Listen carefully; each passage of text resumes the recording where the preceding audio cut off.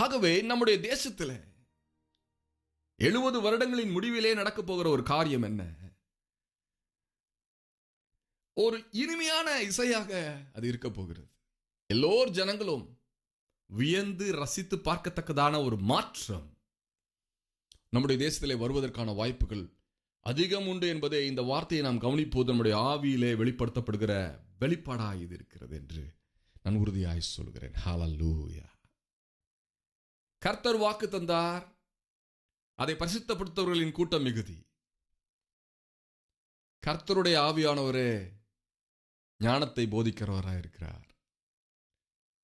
அவருடைய சிலுவை பாடுகள் என்கிற விதையானது வெளியே வரும்பொழுது அவர் அந்த நாளிலே அவமானப்பட்டது நிமித்தம் தீர்க்கதரிசிகளுக்கு அவருடைய வார்த்தை கீழே போகாதபடிக்கு அந்த காயத்தை தழும்புகள் அந்த வார்த்தைகளை தாங்கி செல்கிறது, காற்றிலே அலைகளாய் மாறி.